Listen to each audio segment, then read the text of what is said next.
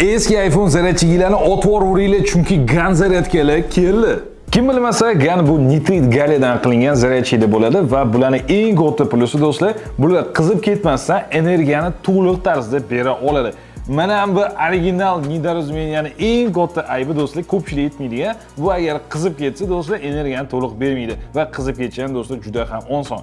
Bunda KPDsi o'rtacha 85-90% bo'lsa, bularda esa do'stlar o'rtacha 95-100% farqini sezasizlar. GAN zaryadkalarning yana bitta katta plusi bor do'stlar, bu bilan razmeri bo'ladi. Ahamiyat beringlar do'stlar, mana bu qo'limda original iPhone zaryadchi 20 watt, mana bu do'stlar 45 wattli zaryadka do'stlar, prosta do'stlar, qo'lingizga shunday sig'adi.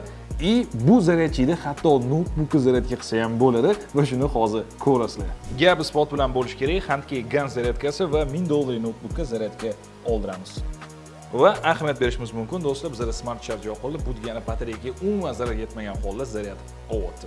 Original baribir original, bular hammasi Xitoy podvol DDL uchun do'stlar, bilib qo'yinglar, iPhonening original zaryadchigi ham xuddi shunaqa Xitoyda ishlab chiqariladi. Va boshqalar bilan bitta farqi materiallarning sifatida.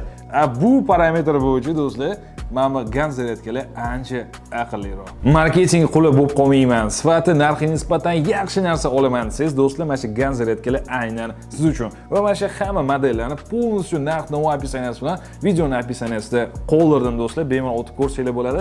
Zakaz qilmoqchi bo'lsanglar, darrov murojaat qilasizlar va do'stlar, shu videoni haligacha original zaryadka baribir yaxshiroq deyotgan do'stingizga yuborib qo'yinglar.